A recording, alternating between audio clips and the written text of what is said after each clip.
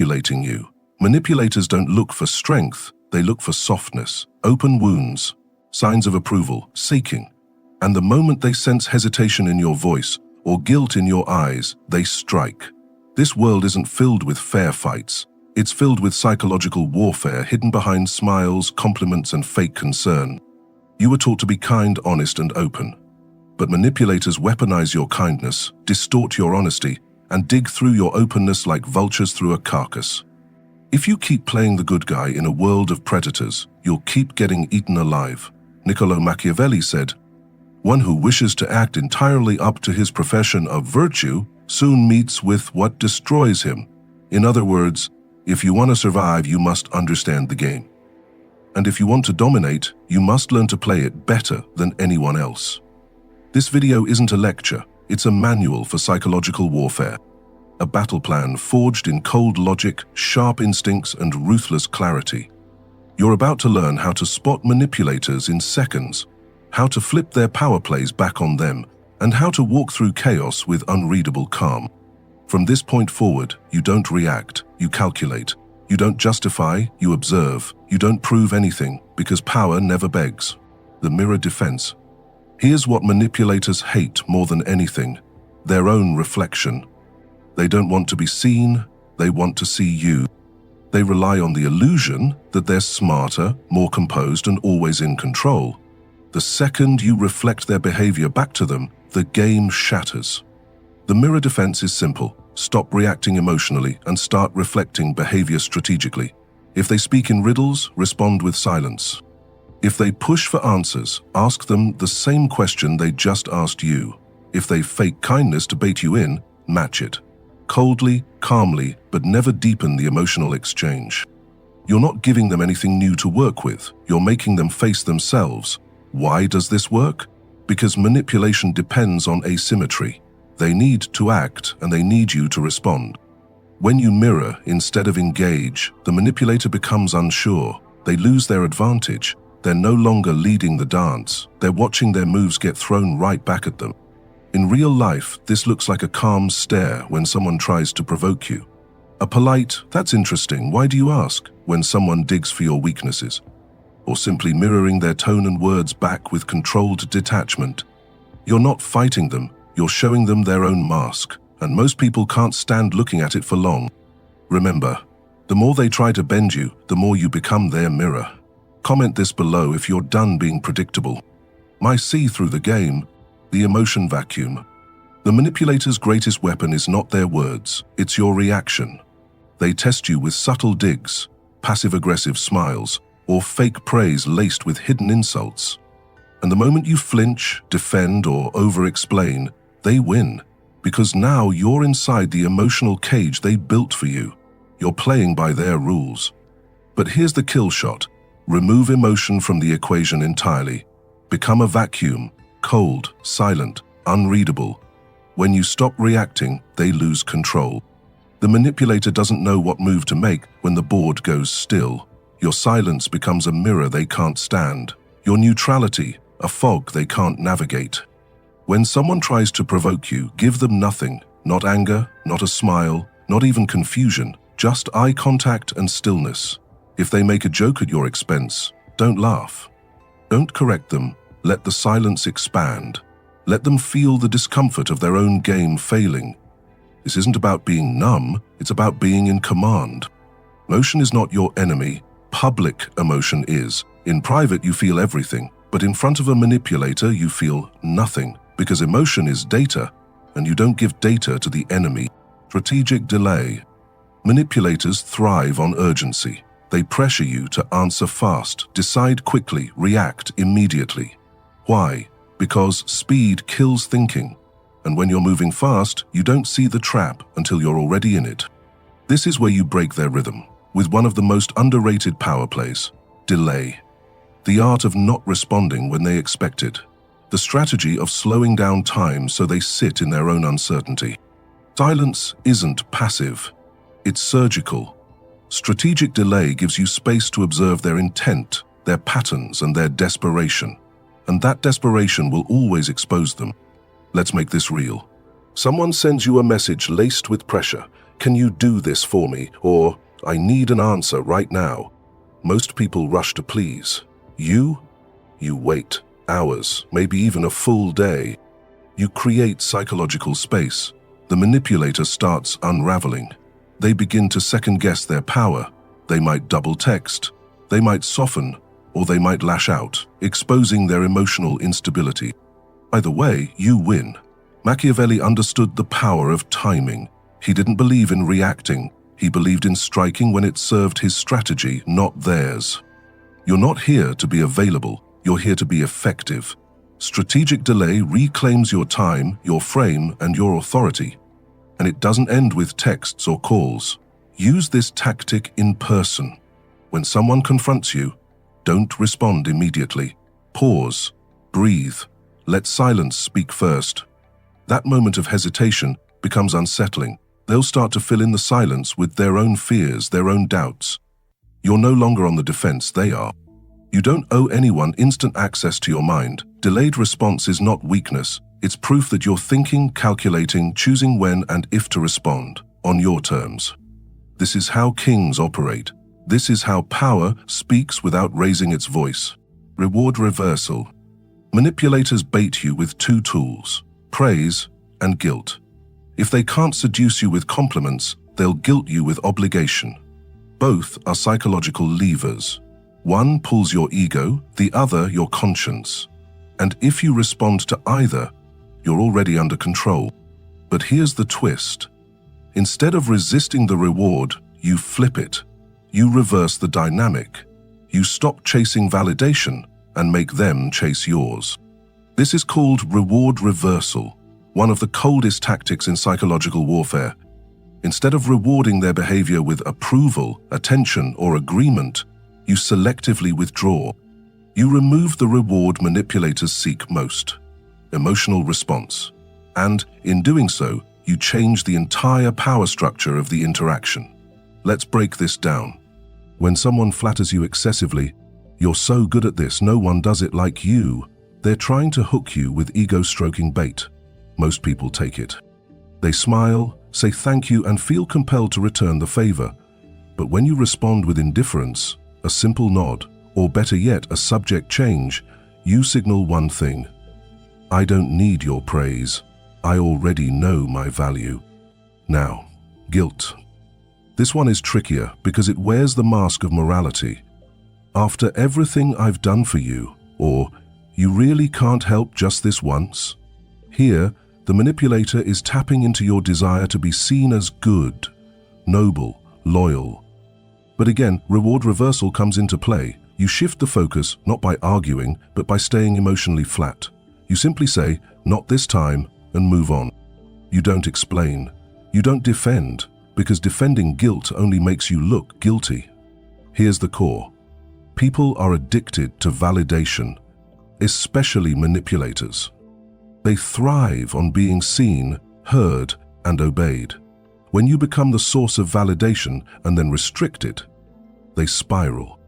You control when it's given, how it's given, and most importantly, if it's given. A powerful real-life example. During a meeting, a manipulative coworker takes credit for your work, expecting you to either explode or shrink. You do neither. Instead, you publicly compliment someone else on the team for their contribution, ignoring the manipulator completely. You've just executed reward reversal. You've denied them the reaction, denied them the spotlight, and redirected power to a place of your choosing. That's dominance without confrontation. Reward reversal makes you the frame setter. You're not reacting to their script, you're writing your own. You don't fight for attention, you become the source others quietly want approval from. You create the game, they just play in it. Never forget, approval is power, and the one who can give it or take it away owns the room. Ambiguity, armor. Clarity makes you predictable. Ambiguity makes you dangerous. Manipulators study people like maps. They watch your patterns. They listen for contradictions. They bait you with questions that seem innocent. So, what are you thinking? Why? Didn't you respond right away? What's your plan next? But here's the truth. They don't want you to know. The moment you give them clarity, You give them coordinates. And once they have coordinates, they start plotting how to use you. That's why the most powerful weapon in psychological defense isn't aggression, it's ambiguity. Controlled vagueness, intentional silence, the refusal to explain. Because when they can't figure out where you stand, they can't form a plan to push you off balance. You don't owe people access to your inner world, not your goals, not your insecurities, not your next move. Manipulators thrive on the illusion of closeness. They pretend to connect, not because they care, but because they want information. They want an opening. But when you become unreadable, they become ineffective. You're no longer a chessboard, you're fog. You're not an opponent they can calculate, you're a question they can't answer. Ambiguity armor begins with language. Stop giving absolute answers. Stop over-explaining. Speak in measured tones with intentional gaps. When asked, "What do you want out of this?" say, "I'm still deciding." When asked, "Where do you stand on this issue?" respond with, "It depends on how things evolve." When someone demands to know what's wrong, don't rant. Say, "I'm processing." Short, vague, calm. They'll press harder, that's normal. But your silence will make them louder. And the louder they get, the more exposed they become. Another layer of ambiguity is physical presence. Watch your body language. Don't oversmile. Don't nod excessively. Don't lean in too much. When you reveal too much interest or approval through gestures, manipulators register that as leverage. Instead, give them stillness, give them pauses, let them wonder if they impressed you, annoyed you, or confused you. You are the enigma now, not the victim. And here's the Machiavellian twist. Ambiguity isn't weakness, it's strategy. Machiavelli advised rulers to be both lion and fox, force and cunning. Force is what you do, cunning is what you hide. When you're ambiguous, you're not indecisive, you're untouchable. You create doubt in their mind while staying fully in control of yours. You frustrate their attempts to analyze you, predict you, or pin you down. Think about the power dynamics this creates. In conversation, when you say less, the other person reveals more. People hate psychological silence. They rush to fill it, and in doing so, they expose what they fear, what they want, and how far they're willing to go, all while you sit back and watch. In relationships, when you don't label everything, when you keep parts of your life private, you maintain leverage. You create contrast. One moment you're warm, the next you're unreadable. And that contrast keeps people hooked, guessing, and cautious, because no one wants to lose what they don't fully understand. Mystery breeds value. Even in professional settings, ambiguity is power. The one who speaks last in a negotiation has the edge. The one who doesn't reveal their full intentions forces others to guess, and guessing creates hesitation. In leadership, this becomes an advantage. You're not erratic, you're deliberate. You're not cold, you're calculating. You're not distant, you're disciplined with your presence.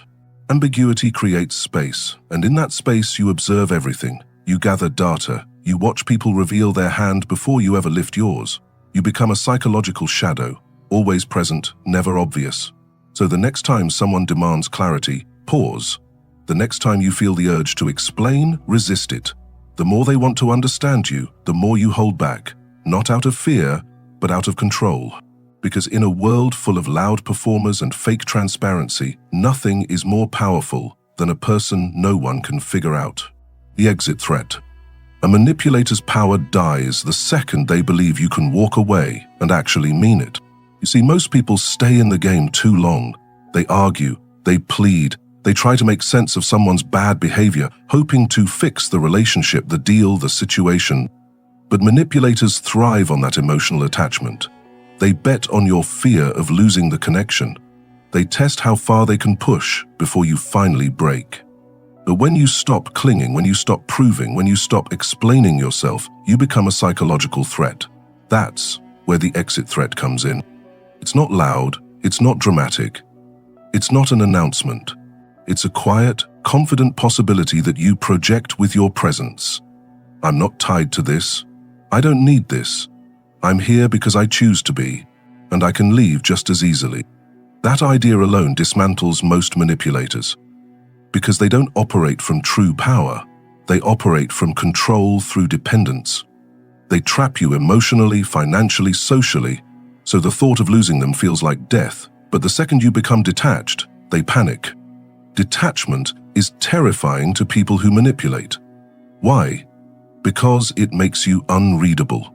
You're no longer reacting to their pressure. You're not chasing their validation.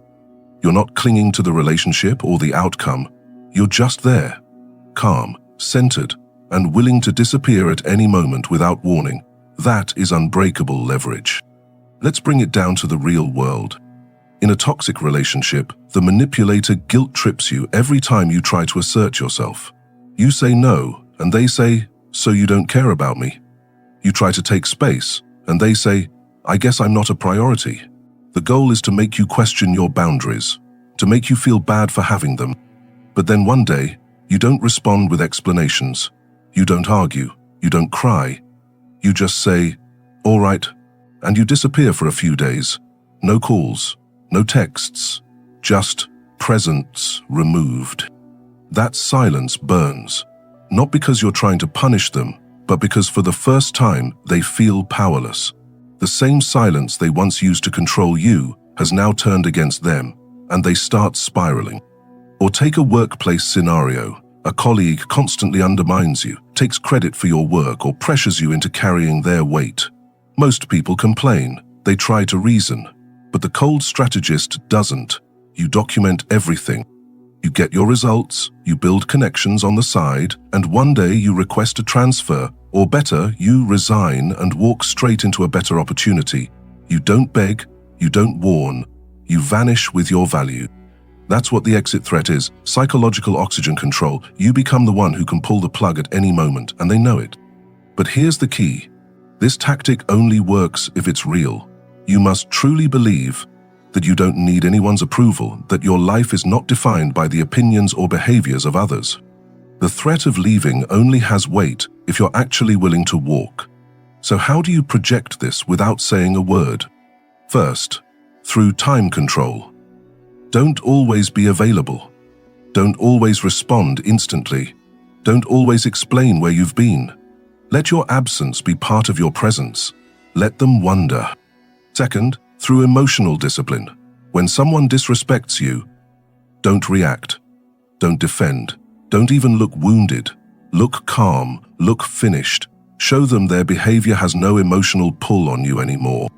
Third, through financial and mental independence. If someone controls your paycheck or your living situation, they'll always think they own your behavior. Build your options in silence. Build your escape routes in private. And then, when the moment comes, disappear with dignity.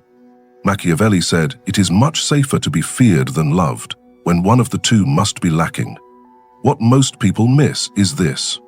You don't need to scream to be feared. Sometimes the most terrifying person in the room is the one who smiles and quietly walks away, with everything they built and everything you once took for granted. This tactic isn't about ghosting. It's not about being cold for no reason. It's about making sure every connection in your life is chosen, not chained.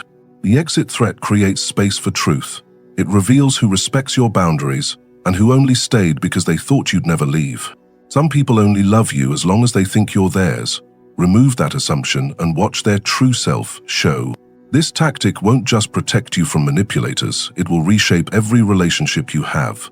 People respect what they believe they can lose, and when you operate with quiet detachment, every manipulative game collapses in on itself. The gaslighting fails, the guilt-tripping backfires, the emotional hooks, they rust and break, because you're no longer playing to be accepted. You're walking in already whole. You're not proving your worth, you're proving that you'll protect your peace, no matter what it costs. Master-level strategy. When to play dumb. Sometimes the most dangerous person in the room is the one who pretends not to see. Manipulators expect resistance. They thrive on your reactions. So when you give them nothing, no defense, no explanation, no emotion, you dismantle them silently. This is the art of playing dumb. You see the game, you recognize the trap, but you act like you don't. That alone breaks their rhythm. They insult you with a passive jab, you smile faintly, move on. They test you with a question meant to corner you, you shrug it off with disinterest. Meanwhile, you're observing everything, calculating, documenting, waiting. The power in this tactic is patience. You don't strike when they expect it. You wait until it matters. You let them think they're winning, that they've fooled you, and when they're most comfortable, you expose everything, calmly, without effort. Because the real win isn't proving them wrong in the moment, it's proving they never had control in the first place. Let them believe you're blind while you quietly build the blueprint to destroy them. You're no longer playable. You're not who you were at the beginning of this video. You've crossed into a mindset few ever reach, the mindset of the unreadable. You no longer explain your silence. You don't justify your distance.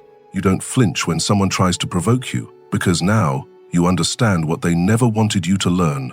Power doesn't chase, it chooses. You've stopped being the emotional supplier to those who fed on your reactions. You've killed the instinct to fix, to please, to explain, and in its place, you've built stillness, precision, cold clarity.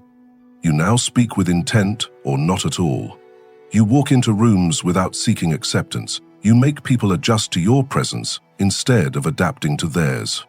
And when a manipulator tries their usual tricks, you don't resist them, you dissolve them with indifference. That's real power. That's psychological dominance. You don't need approval anymore. You've replaced it with authority. You are no longer baited, no longer drained, no longer exposed. You are a ghost to those who once thought they could read you. And to a manipulator, that's the most terrifying thing of all. Someone they cannot control. If you've become untouchable, comment below. I am unreadable, I am untouchable. This is Side Signal. Like, subscribe, turn on notifications. Your war begins now. And this time, you're the one pulling strings.